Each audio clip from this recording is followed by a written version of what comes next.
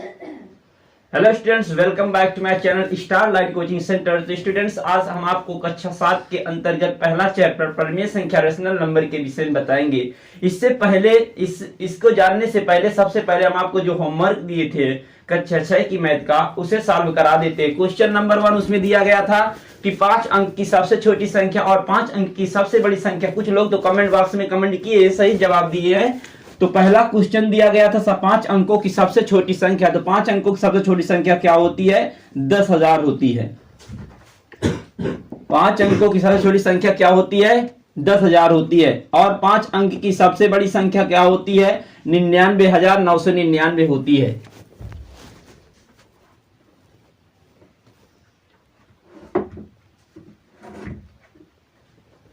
तो स्टूडेंट, इस प्रकार से ये आपको होमवर्क कुछ दिए गए थे, वो होमवर्क आपको सॉल्व करा दिया गया। अब हम चलते हैं कक्षा 7 के अंतर्गत पहला चैप्टर का जो नाम है, क्या नाम है? परिमेय संख्या रेशनल नंबर। मैथ के अंतर्गत कक्षा 7 की मैथ के अंतर्गत पहले चैप्टर का नाम रेशनल नंबर, परिमेय संख्या। तो how will you define the definition of rational number या व्हाट इज रेशनल नंबर? तो सबसे पहले आपको हम रेशनल नंबर के विषय में बताएंगे। रेशनल नंबर क्या होती है, परिमेय संख्या क्या होती है, और परिमेय संख्या की उत्पत्ति कहां से हुई है, समझेंगे। पहले परिमेय संख्या हम आपको बताएंगे। परिमेय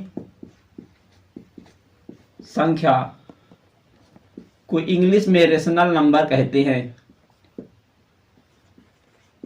रेशनल नंबर, परिमेय संख्या को इंग्लिश में क्या कहते हैं? रेशनल नंबर कहते हैं। डिफिनीशन क्या होती है परिमेय संख्या की?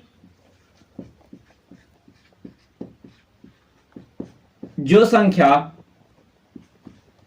P/Q के रूप में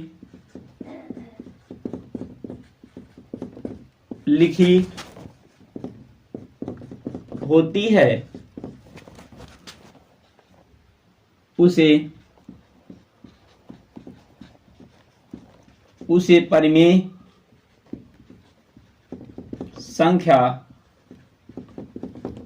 कहते हैं। किंतु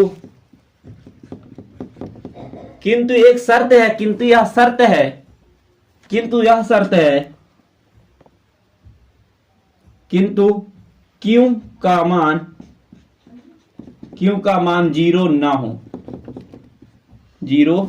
अर्थात Q does not equal to क्या होता? Zero. Q does not equal to zero. Sir, Q does not equal to का मतलब क्या होता? तो student, Q does not equal to का मतलब होता है Q जो है जीरो के बराबर नहीं है। इसका मतलब ये डज नॉट का मतलब होता है नहीं। डज नॉट का मतलब जैसे प्रेजेंट इंडेफिनिट पढ़ते हो कि डू नॉट और डज नॉट, तो उसी प्रकार डज नॉट मतलब नेगेटिव अफर्मेटिव क्या कहते हैं, सिंगुलर नंबर के लिए प्रयोग किया जाता है। तो इसमें भी डज नॉट का मतलब क्या होता है? मतलब नेगेटिव का भाव का बोध करवा रहा है। डज नॉट का मतलब क्या होता है? बराबर नहीं है। क्यों जो है जीरो के बराबर नहीं है। तो समझेंगे परिमेय संख्या क्या होती है। इंग्लिश में रेशनल नंबर कहते हैं। जो संख्या P/Q के रूप में लिखी होती है, लिखी जाती है, उसे क्या कहते हैं? परिमेय संख्या कहते हैं। किंतु Q का मान जीरो ना हो। परिमेय संख्या क्या, जैसे इसमें बता रहे हैं आपको, देखेंगे सभी लोग। जैसे 5/4 बता दिया गया, तो 5/4 क्या परिमेय है, और 7/4 क्या कह दिया गया? परिमेय है। 6/5 कह दिया गया परिमेय है। अर्थात कहने का मतलब ये हुआ, जो संख्या P/Q के रूप में लिखी होती है, केवल यही डिमांड नहीं है कि हम आप P/Q बताएं, P/Q ही होगी, लेकिन मैथमेटिक्स में अधिकतम क्या किया कि परिमेय संख्या के रूप में P/Q ज्यादा माना। X/Y भी कर सकते, Z/Y भी कर सकते, लेकिन आपको यहां पर जो मैथमेटिक्स में P/Q क्योंकि अधिकतम क्या X Y मानता, उसी प्रकार इसमें P/Q परिमेय संख्या मानता, तो कोई दिक्कत नहीं है। इसी से हम समझ लेते हैं कि जो संख्या P/Q के रूप में, P/Q का मतलब P इसमें क्या होगा? अंश होगा। Q क्या होगा? हर होगा। तो जो संख्या अंश बटा हर या P/Q के रूप में या भिन्न के रूप में, भिन्न मतलब जिसमें अंश और हर दिए हो तो उसे भिन्न कहते हैं। तो कहें भिन्न किसे कहते हैं? जिसमें अंश और हर दिए होते उसे क्या कहते हैं? भिन्न कहते हैं। जो संख्या P/Q के रूप में लिखी होती है उसे परिमेय संख्या कहते हैं। किंतु शर्त यह है कि Q का मान जीरो ना हो, P का मान जीरो हो सकता है। जैसे जैसे हम कहते हैं 0/5, तो 0/5 क्या है? परिमेय संख्या है। 0 क्या है? परिमेय संख्या, क्योंकि कोई भी नेचुरल नंबर है उसका हम बटा 1 कर सकते हैं, या पूर्ण संख्या या होल नंबर कह सकते हैं, या नेचुरल नंबर कह सकते हैं, मतलब परिमेय संख्या, पूर्ण संख्या कह सकते हैं, सभी का हम बटा 1 कर सकते हैं। जैसे 5 लिखा हुआ है, 5 परिमेय है कि अपरिमेय है? क्योंकि हम 5 का बटा क्या कर सकते? 1 कर सकते, इसके मान में कोई प्रभाव नहीं पड़ेगा। जैसे 6/7 कह दिया गया, ये भी परिमेय संख्या था, इसके मान में कोई प्रभाव नहीं पड़ेगा। जैसे 4 कह दिया गया, 4 कह दिया गया, तो क्या 4 जब कह दिया गया, 4 का बटा हम क्या कर सकते हैं? 1 कर सकते। तो ये भी क्या होगी? परिमेय संख्या होगी और पूर्ण संख्या भी होगी। कहने मतलब परिमेय संख्या क्या होती है, प्राकृतिक संख्या क्या होती? प्राकृतिक संख्या के विषय में आपको बताया, जो जिससे वस्तु की गणना की जाती है उसे प्राकृतिक संख्या 1 2 3 4 5 डैट इनफाइनाइट तक होती है। पूर्ण संख्या क्या होती है? होल नंबर क्या होती है? जब परिमेय संख्या में, जब प्राकृतिक संख्या में हम जीरो को ऐड कर लेते, जीरो को मिला लेते हैं, तो उसे क्या कह देते हैं? पूर्ण संख्या। मतलब 0 1 2 3 4 5। अभी कक्षा 6 की मैथ में इसीलिए कहा जा रहा है कि सब वीडियो सही से देखें, इसलिए क्रम से पढ़ा, ये बेस से पढ़ा जा रहा है। पहले 6 की, फिर 7 की, फिर 8 की, सभी वीडियो देखें और शुरू से अंत तक देखें, अधिक से अधिक शेयर करें ताकि और लोग जुड़ सके, उनका भी लाभ हो। तो स्टूडेंट, आपको बताया गया जैसे जो संख्या p/q के रूप में लिखी जाती है उसे क्या कहते हैं? परिमेय संख्या कहते हैं, किंतु q का मान 0 ना हो। जैसे 5/7 क्या है? परिमेय है। 7/4 क्या है? परिमेय है। 0/5 क्या है? परिमेय है। 0/5 जो है परिमेय है, क्योंकि p हम कहें, इसमें शर्त क्या कहें? p/q जो है, p/q में बताया गया जो संख्या p/q के रूप में लिखी होती है उन्हें क्या कहते हैं? परिमेय संख्या कहते हैं। किंतु एक शर्त यह लागू कर दी गई कि q does not equal to 0 होना चाहिए, अर्थात कि q जो हो 0 के बराबर ना हो। तो भाई देखिए यहां पर, तो यहां पर देखिए 0 जो है क्या? 0, तो 0 यहां पर क्या है? p का मान 0 है, लेकिन q का मान 0 नहीं है, अर्थात कह सकते हैं ये भी क्या होगी? परिमेय संख्या होगी। शर्त यह है कि q का मान 0 नहीं होना चाहिए, बाकी p का मान 0 हो जाए। और 0 कैसी संख्या? 0 परिमेय है कि अपरिमेय? 0 भी क्या है? परिमेय संख्या, क्योंकि 0 बटा में 1 कर सकते हैं। कोई भी पूर्ण संख्या हो उसका हम बटा 0 उसका बटा 1 कर सकते हैं, कोई भी प्राकृतिक संख्या उसका बटा में 1 कर सकते हैं। तो इस प्रकार से 5 भी क्या होगी? प्राकृतिक, 5 भी क्या होगी? परिमेय संख्या होगी। तो आई होप, मैं आशा करता हूं परिमेय संख्या रेशनल नंबर के विषय में जान गए होंगे। तो डिफिनेशन आपको क्या बताना है? जो संख्या p/q के रूप में लिखी जाती है उसे परिमेय संख्या कहते हैं, किंतु q का मान 0 ना हो, किंतु q का मान 0 ना हो, अर्थात q does not equal to 0। यदि 5/7 पूछा जाए तो क्या बताएंगे? परिमेय। 7/4 पूछा जाए तो क्या बताएंगे? परिमेय। और एक कंफ्यूजन ये होता है स्टूडेंट को कि पाई मैथमेटिक्स में होती है, ये पाई का मान जो होता है 22/7 होता है। पाई एक अपरिमेय संख्या होती है। यदि हम पाई का मान, पाई क्या होती? पाई एक अपरिमेय संख्या होती है। यदि पाई का मान हम कह दे, क्या कह दे? 22/7। पाई का मान क्या होता है? 22/7 कह दे तो ये परिमेय हो जाती है। पाई जो होती है वो अपरिमेय होती है, लेकिन यदि पाई का मान हम 22/7 कह दें तो ये क्या हो जाती है? परिमेय, क्योंकि हमारी डिफिनीशन है कि जो संख्या p/q के रूप में, अर्थात ये p/q के रूप में लिख गई थी, क्या होगी? परिमेय हो जाएगी। लेकिन पाई जो होगी वो क्या होगी? अपरिमेय होगी। तो आई होप, मैं आशा करता हूं कि आप परिमेय संख्या के विषय में समझ गए होंगे अच्छी तरह से कि परिमेय संख्या क्या होती है। जो संख्या p/q के रूप में लिखी जाती है उसे परिमेय संख्या कहते हैं, किंतु q का मान 0 ना हो, अर्थात q does not equal to क्या होना चाहिए? 0। तो यदि कोई आपसे पूछता है 5/7 क्या संख्या? परिमेय। 7/9 का परिमेय संख्या। 10/15 क्या? परिमेय संख्या। 0 कैसी संख्या? परिमेय संख्या। 0 बटा हम 1 कर सकते, कोई भी पूर्ण संख्या है, पूर्ण संख्या का हम बटा 1 कर सकते, उसके मान में कोई प्रभाव नहीं पड़ता।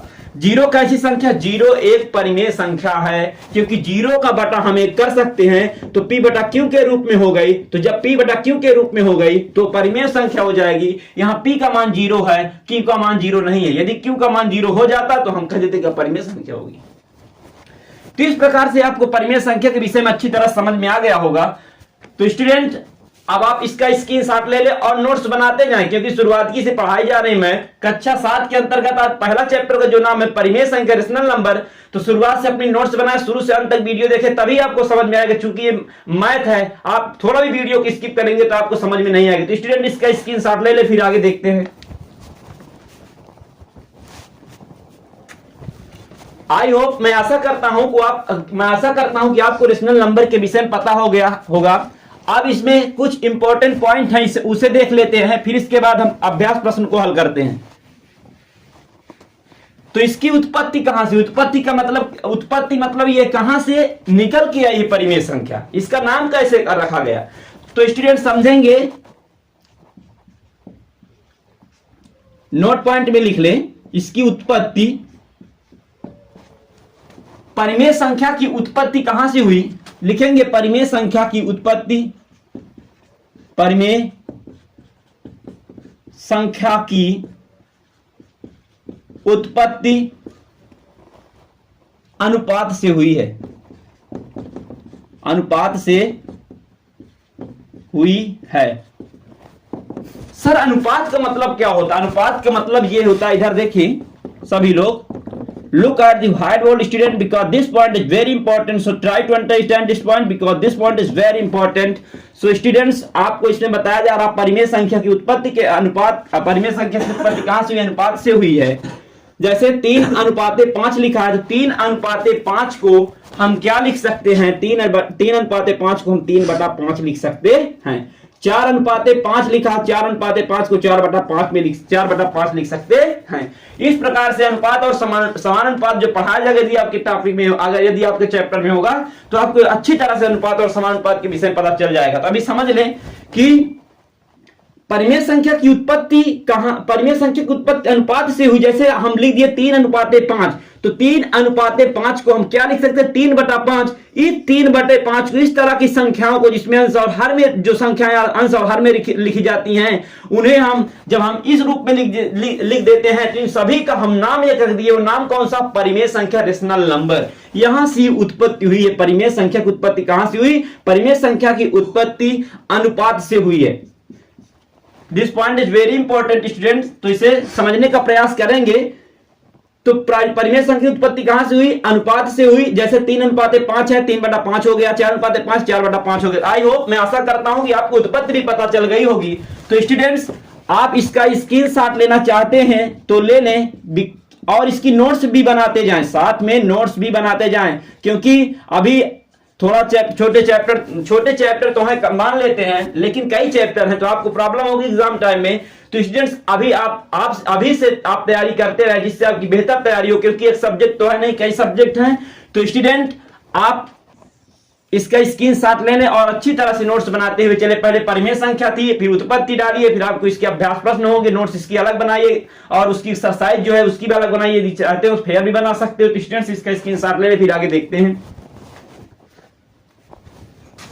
चलिए, परिमेय संख्या के अंतर्गत आपको इसका अभ्यास प्रश्न कराया जा रहा। अभ्यास प्रश्न में समझेंगे तो परिमेय संख्या समझ में आ गई होगी।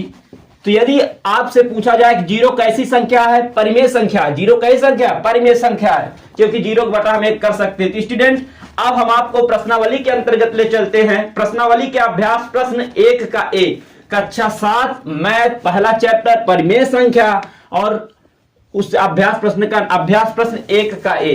तो क्वेश्चन नंबर 1 उसका निर्देश क्या है समझेंगे स्टूडेंट्स। क्वेश्चन नंबर 1 उसका निर्देश है निम्नांकित पूर्णांकों को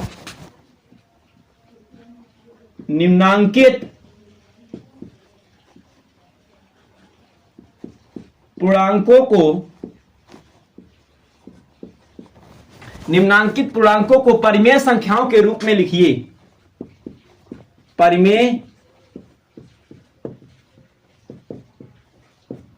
परिमेय संख्याओं के रूप में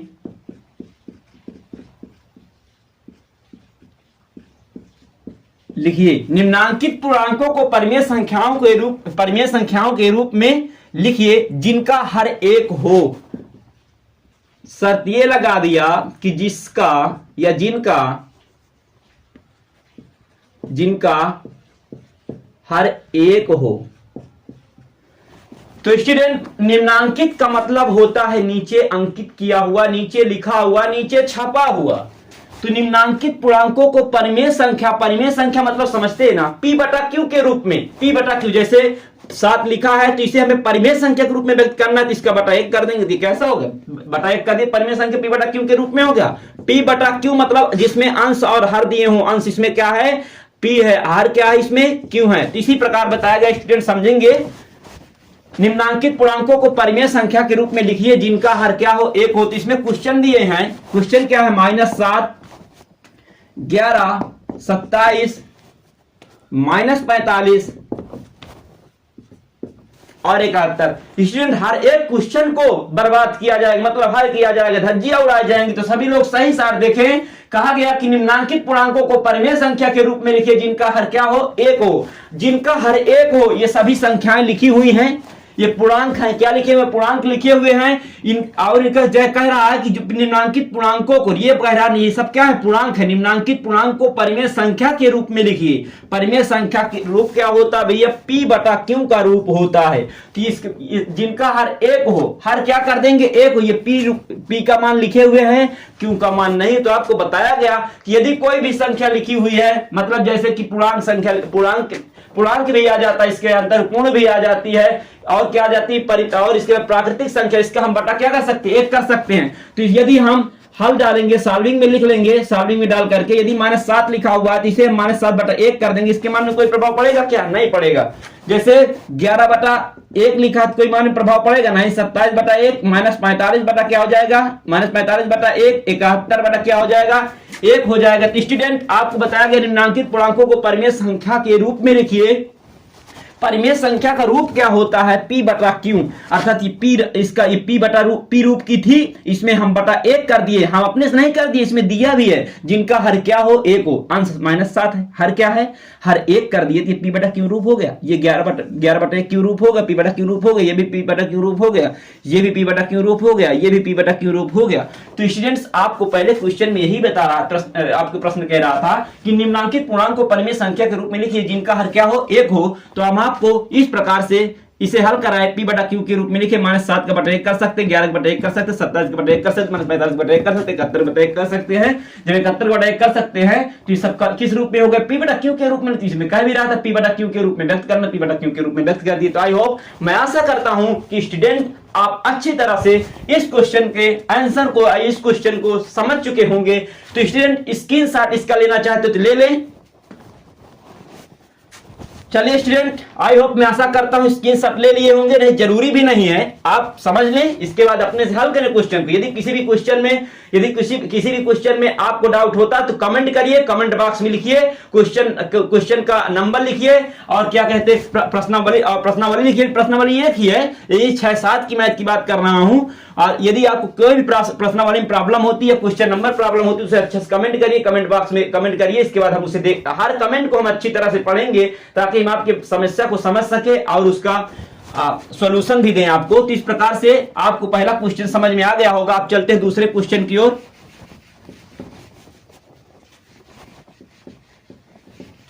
तो दूसरा क्वेश्चन का निर्देश क्या है, दूसरे क्वेश्चन का निर्देश है कि -4/5 को ऐसी परिमेय संख्या के रूप में व्यक्त कीजिए जिसका अंश है। स्टूडेंट समझेंगे, यह क्वेश्चन बहुत इंपॉर्टेंट है। -4/5 को ऐसी परिमेय संख्या के रूप में व्यक्त कीजिए। -4/5 को ऐसी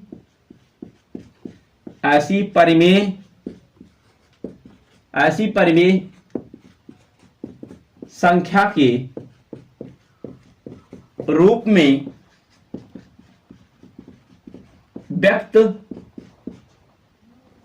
में व्यक्त कीजिए जिसका अंश है,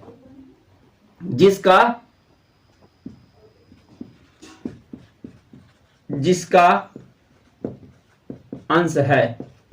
अब जिसका अंश है मतलब समझेंगे, का नंबर इसमें दिया हुआ है 8 है और खा नंबर में दिया हुआ है -16 और गा नंबर में दिया हुआ है 20 और घा नंबर में दिया हुआ है -24 -24। तो स्टूडेंट आपको इसमें पहले निर्देश समझेंगे। क्वेश्चन नंबर 2 का निर्देश क्या है कि -4/5 को ऐसी परिमेय संख्या के रूप में व्यक्त कीजिए जिसका अंश क्या हो, जिसका अंश 8 हो जाए, जिसका अंश -16 हो जाए, जिसका अंश 20 हो जाए, जिसका अंश -24 हो जाए। मतलब ये जो 4/5 लिखी हुई है, इसे हमें इस प्रकार से हल करना है कि इसका अंश हमें क्या बनाना है, पहले क्वेश्चन में 8 बनाना है, दूसरे क्वेश्चन में अंश को क्या बनाना, -16 बनाना है, तीसरे क्वेश्चन में क्या बनाना, 20 बनाना। किसको, अंश को, मतलब p के मान को, और हमें q के मान से मतलब नहीं है। और इसमें अंश को हमें क्या बनाना, -24। तो इसमें -4/5 को इस प्रकार से हल किया जाए। -4/5 को -4/5 किस प्रकार से हल किया जाए कि इसका अंश क्या बन जाए, 8 बन जाए। तो स्टूडेंट समझेंगे -4/5 में ऐसी कौन सी संख्याओं का गुणा किया जाए कि इसका जिसका अंश क्या हो जाए, 8 हो जाए। हर से हमसे मतलब नहीं, सिर्फ अंश से मतलब। अंश क्या होना चाहिए, 8 का नंबर में बताया गया कि ये जो संख्या लिखी हुई है 8, इसमें हमें अंश को क्या करना है, अंश को हमें क्या करना है, 8 करना है। तो इसमें क्वेश्चन बताया -4/5 को ऐसी परिमेय संख्या के रूप में व्यक्त कीजिए। परिमेय संख्या मतलब P/Q के रूप में व्यक्त करना है। तो -4/5 को ऐसी परिमेय संख्या के रूप में व्यक्त कीजिए जिसका अंश है, जिसका अंश क्या हो, 8 हो, -16 हो, 20 हो, -24 हो। तो स्टूडेंट यदि हम -4/5 में कितने का मल्टीप्लाई करवा दे, -2 का अंश में करवा दे, -2 का हर में करवा दें। यदि 10 किलो गेहूं रखा हुआ इधर, 10 किलो गेहूं इधर रखा हुआ, हम 1 किलो उसमें डाले, 1 किलो इसमें डाले, दोनों फिर भी बराबर होंगे। पहले 10-10 था, अब 11-11, तब भी दोनों बराबर हैं। उसी प्रकार अंश में यदि -2 का मल्टीप्लाई करवा रहे तो हर भी -2 का मल्टीप्लाई करवाएंगे। मतलब फिर समझेंगे, यदि -4/5 में कितने गुणा करा रहे, -2 का ऊपर गुणा करा रहे, -2 का नीचे गुणा करवा रहे हैं। तो गुणा कराने के बाद गुणा कराना है, लेकिन ये नहीं कर देना कि स्टूडेंट की उसमें ऊपर अंश में मतलब -2 का नीचे -3 करवा दे, गलत हो जाएगा।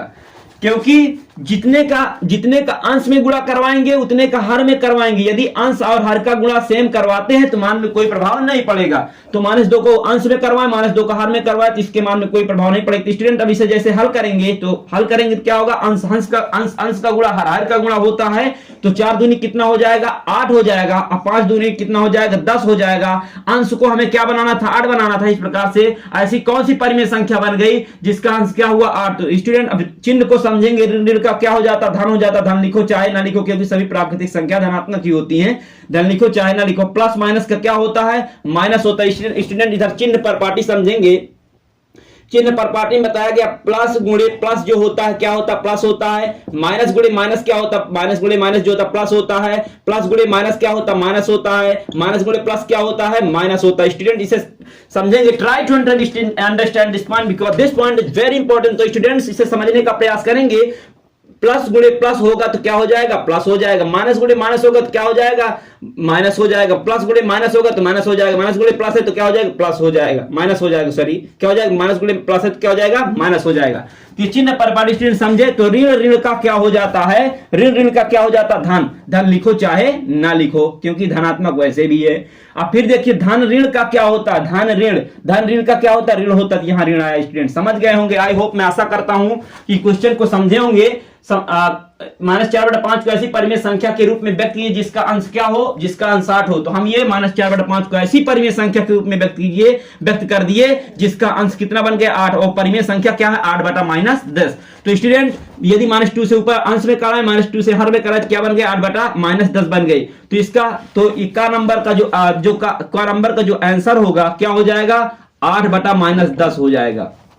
8 क्या होगा, -10। इसी प्रकार खा नंबर में क्या करेंगे, -4/5 में समझेंगे। स्टूडेंट पहले आपको मैं चिन्ह पर पार्टी सही से लिखे दे रहा हूं। अब आप सभी लोग पहले लिख ले सही से। प्लस गुणे प्लस बराबर क्या होता, प्लस होता। माइनस गुणे माइनस क्या होता, प्लस होता है।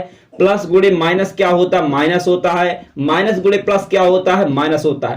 तो स्टूडेंट आप सबसे पहले इसे लिख ले सही से, या स्क्रीनशॉट ले लें।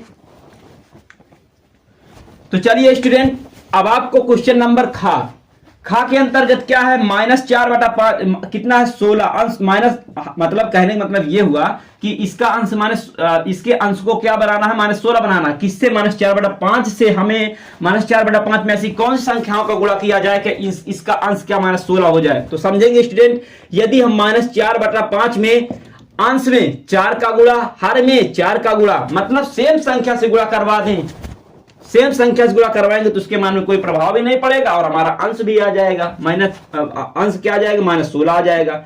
तो -16 लाना था तो 4 चौक कितना हो जाएगा, 16 हो जाएगा। अर्थात 4 2 जा कितना हो जाएगा, 16 हो जाएगा। अर्थात 5 चौक कितना हो जाएगा, 20 हो जाएगा।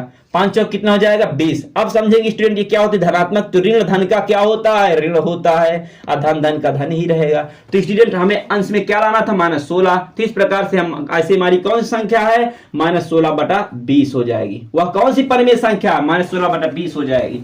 तो स्टूडेंट -4/5 से हमें -4/5 में ऐसी संख्याओं से गुणा करवाना है कि उसका अंश 8 हो जाए, -16 हो जाए, क्या हो जाए 20 हो जाए। ग नंबर में क्या करना समझेंगे, इधर -4/5 में ऐसी कौन सी संख्या से गुणा कराया जाए कि अंश जो है अंश 20 बन जाए, अंश क्या हो जाए 20 बन जाए। तो ऐसी कोई संख्या चूज करें कि अंश क्या हो जाए 20 बन जाए। अंश क्या बने 20। -4/5 में -4/5 में ऐसी कौन सी संख्या से गुणा करवाएं कि इसका जो क्या है, इसका जो अंश है 20 बन जाए। तो चलिए यदि हम ऊपर -5 से गुणा करवा दे, नीचे -5 से, हर से मतलब नहीं है, हमें अंश से मतलब है, लेकिन सेम संख्या से गुणा करवाएंगे।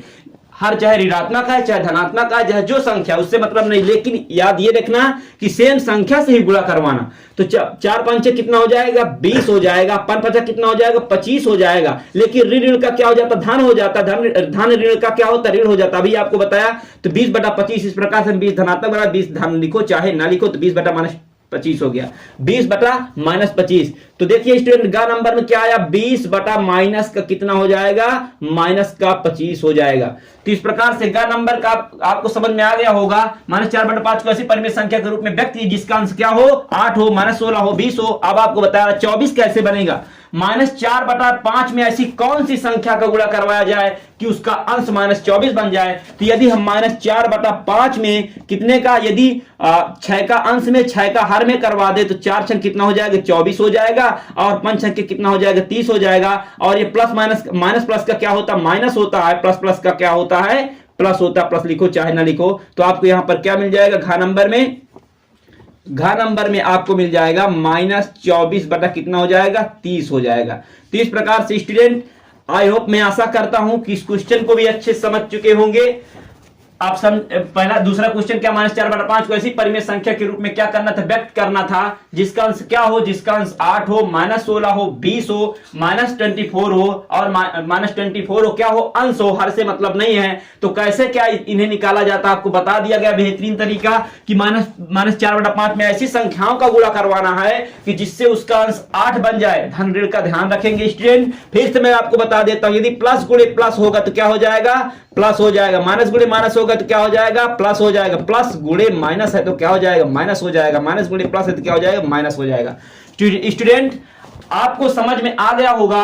अंश को हमें 8 बनाना था, इसमें अंश को -16, अंश को 20 और अंश को -24। इस प्रकार से -4/5 में ऐसी संख्याओं का गुणा कराया गया, और सेम संख्या का गुणा करवाएंगे, छोटी बड़ी संख्या का नहीं कि -2 का ऊपर करवा दे। काम बन रहा है कि -8 लाना है, इसमें -2 का मस्को नीचे 3 का मस्को, गलत हो जाएगा स्टूडेंट। जितना अंश जितनी जो संख्याओं का अंश में गुणा वही संख्या का हर में गुणा करवाएंगे तभी आपका सही होगा। तो आई होप, मैं आशा करता हूं कि आपको क्वेश्चन अच्छी तरह समझ में आ गया होगा। तो स्टूडेंट पूरी वीडियो को शुरू से अंत तक देखें। जिस भी क्वेश्चन में आपको प्रॉब्लम हो रही, पहली बात एक भी क्वेश्चन में प्रॉब्लम, हमारे क्वेश्चन को टच करेंगे, एक भी क्वेश्चन में प्रॉब्लम नहीं हो रही। यदि आपको किसी क्वेश्चन में प्रॉब्लम हो रही है तो क्वेश्चन चैप्टर का नाम लिखिए, क्वेश्चन नंबर लिखिए और उसे कमेंट बॉक्स में बताइए, हम आपको तुरंत उसका सॉल्यूशन अगले वीडियो में देंगे। तो स्टूडेंट यदि आपको इंग्लिश की भी क्लास चाहे तो आपको हमें कमेंट बॉक्स में कमेंट करके बताना, हम आपको इंग्लिश की भी क्लास प्रोवाइड करवाएंगे, ग्रामर पोर्शन। तो स्टूडेंट जिससे आपका ग्रामर पोर्शन भी अच्छा हो, तो आपको समझ में आ गया होगा स्टूडेंट। तो आज को हम यहां से क्लास को फिनिश करते हैं, मिलते हैं नेक्स्ट वीडियो में। जय हिंद, वंदे मातरम।